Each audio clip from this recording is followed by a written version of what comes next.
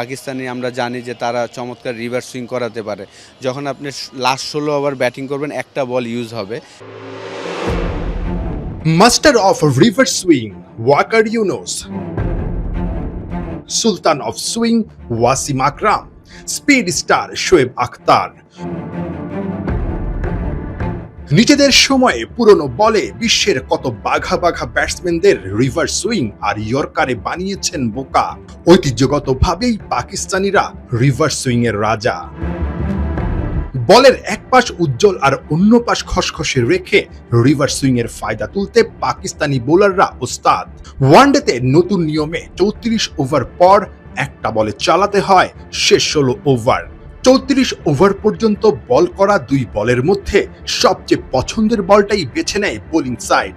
স্বাভাবিকভাবেই reverse swing এর ফায়দা নিতে চায় বোলিং ইউনিট, যা ব্যাটসম্যানদের জন্য চ্যালেঞ্জিং। প্রতিপক্ষ পাকিস্তান বলেই আসন্ন ওয়ানডে সিরিজে ব্যাটিং কোচ মোহাম্মদ আশরাফুল বাড়তি সিরিয়াস। আগে দুই এন্ড থেকে দুইটা বলে খেলা হতো, ৩৪ ওভার পরে কিন্তু একটা বল ইউজ করা হবে। তো এই জায়গায় আমাদের ব্যাটসম্যানদেরও ভালো মতন একটা প্রিপারেশন নিতে হবে। বিশেষ করে পাকিস্তানি আমরা জানি যে তারা চমৎকার রিভার্স সুইং করাতে পারে।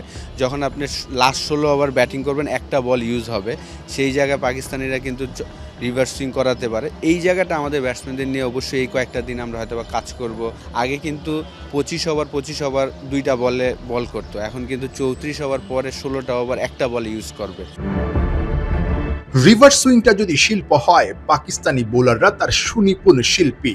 শেষ ১৬ ওভারে শাহিন শাহ আফ্রিদি, হারিস রৌফদের সামলাতে তাই বড় চ্যালেঞ্জেই পড়তে হতে পারে টাইগার ব্যাটারদের।